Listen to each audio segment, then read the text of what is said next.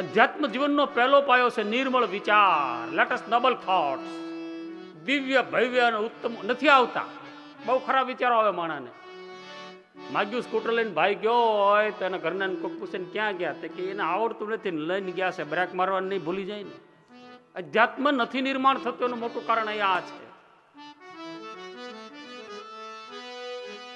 શુદ્ધ વિચાર, નિર્મળ જીવન, નિર્મળ આહાર, એકાંતે બેસી અલખને આરાધે શ્રી હરિ. તો સુખદેવજી કહે છે કોને કોને તારામાં તો સદગુણ છે જ. હું ખાલી એક આનું બ્રીફિંગ સાર કહું છું.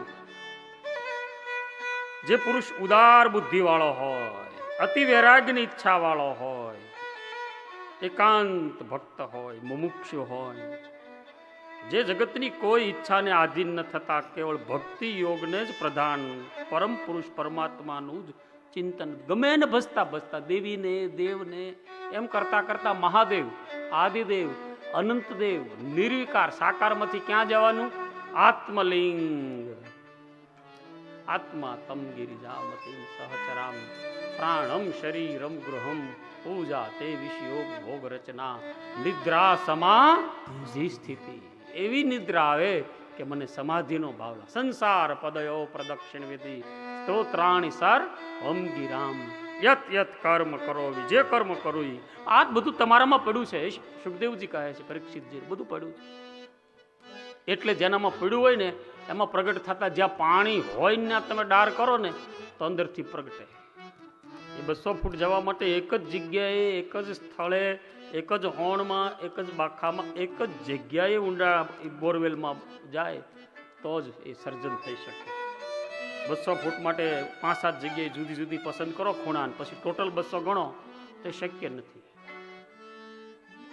આપનામાં જ્ઞાન પડ્યું છે, ભગવાનની કથાઓ સાંભળી છે, રાગ દેશથી તમે દૂર છો, ગુણોના તરંગોને દૂર કરનાર શ્રી હરિનું જ્ઞાન છે, અને એ જ્ઞાનથી જ આત્માની પ્રસન્નતા થઈ શકે છે. જીવની જે જાત છે એ હરિકથાથી જ જાણી શકાય છે.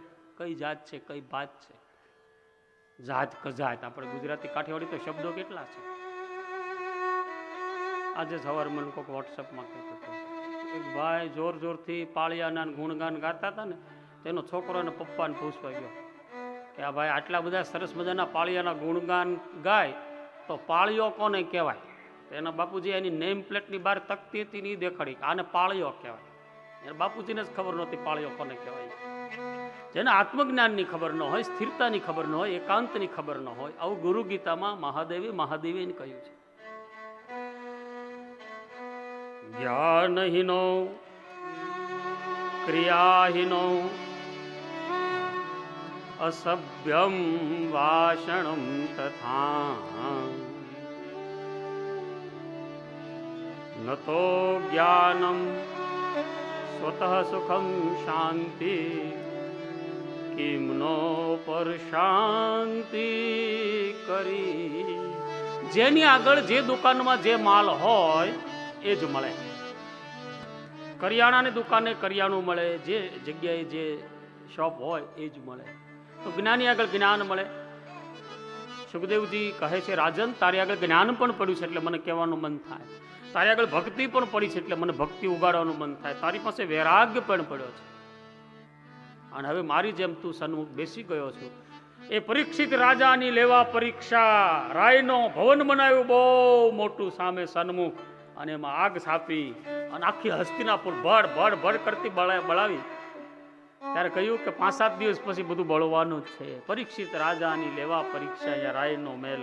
કોઈ સાચા સદગુરુના પદમાં જે ભળે તો શ્રી હરિની ભક્તિમાં, પરમાત્મા, પછી એને કોઈ નામ ઉલ્લેખ, કોઈ રૂપ રંગ ગંધ કશું જે શ્રી શ્રી શ્રી શ્રી સામર્થ્યશીલ છે